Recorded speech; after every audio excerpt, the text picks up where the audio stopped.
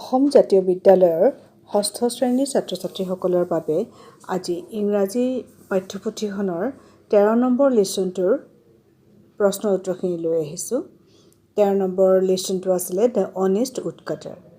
আজি আমি year question আনসাৰখিনি আলোচনা কৰিম। প্ৰথমে আহাচোন কুৱেশ্যন নম্বৰ 1 টো কি দিছে চাওঁ। কুৱেশ্যন নম্বৰ 1 ত আছে answer the following questions in complete sentences. ইয়াৰ এই নম্বৰ কুৱেশ্যনটো হৈছে হাউ ৱাজ দ্য উডকাটাৰ।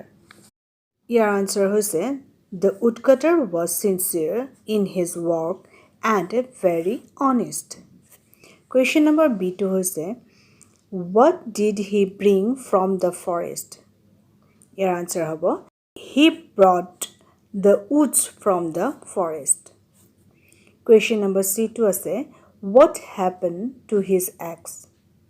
ইয়াৰ আনসাৰ হ'ব one day while cutting a tree near a river, his axe slipped out of his hand and fell into the river. Question number D2 আছে who appeared before him suddenly. Your answer হৈছে the water fairy appeared before him suddenly. Question number E2 আছে what did the water fairy give him as a reward. Your answer to হৈছে the water fairy gave him all the 3 axes, the golden, silver and the wooden one as a reward. Ebar question number 2 loi. Question 2 is how did the woodcutter find his own axe? Your answer hobo. At first, the water fairy brought a golden axe, but the woodcutter told her that it was not his axe. Then she brought a silver axe. Again, the woodcutter refused to take it. Then the fairy brought the golden, silver and the wooden axes and gave all the 3 axes to him. This way, the woodcutter found his axe. Ebar ahisu question number 3 loi.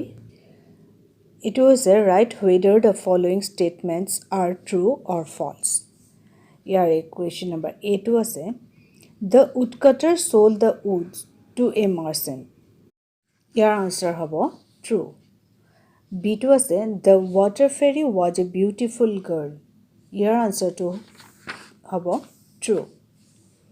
C2 was at first the water fairy gave the woodcutter the silver axe. Your answer hobo false.